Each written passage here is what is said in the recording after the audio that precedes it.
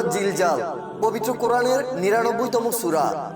৮ আয়াতের এই সূরাটি কোথায় অবতীর্ণ হয়েছে, মক্কা নাকি মদিনা, তা নিয়ে মতভেদ থাকলেও এতে কিয়ামত ও পরকালের ভয়াবহতা এবং মানুষের অনুপরিমাণ ভালো খারাপ কাজের হিসাব নিকাশ অত্যন্ত নিখুঁতভাবে তুলে ধরা হয়েছে। ১ থেকে ৩ নম্বর আয়াতে বলা হয়েছে, কিয়ামতের দিন পৃথিবীকে এক ভয়াবহ ও প্রলয়ঙ্করী ভূমিকম্পের মাধ্যমে কাঁপিয়ে দেয়া হবে। ভূমি তার ভেতরে থাকা সমস্ত মৃতদেহ ও গুপ্তধন বের করে দেবে। তখন হতবাক হয়ে মানুষ বলবে, পৃথিবীর কি হলো।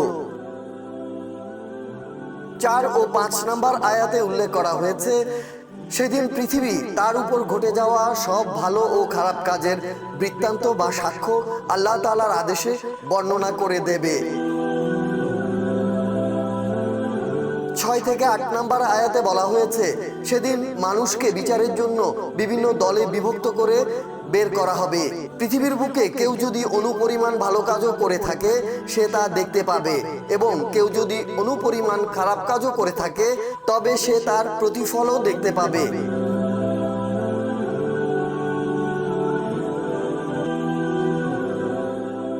এতে মূলত কিয়ামতের ভয়াবহতা, পৃথিবীর সাক্ষ্য প্রদান এবং মানুষের ক্ষুদ্রাতি ক্ষুদ্র ভালো ও খারাপ কাজের হিসাব নিকাশ তুলে ধরা হয়েছে।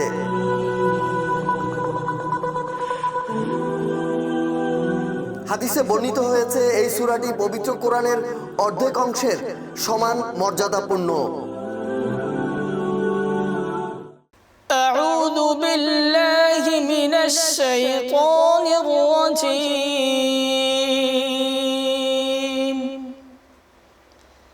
বিসমিল্লাহির রহমানির রহিম।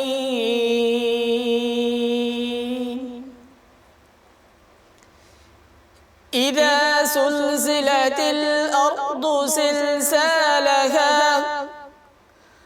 وأخرجت الأرض أثقالها وقال الإنسان ما لها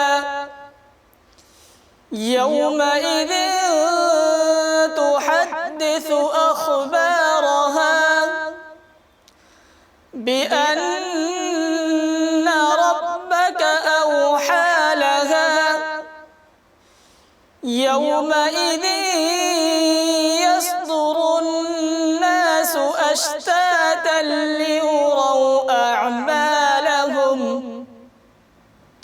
فمن يعمل مثقال ذرة خيرا يره ومن يعمل مثقال ذرة شرا يره صدق الله العظيم।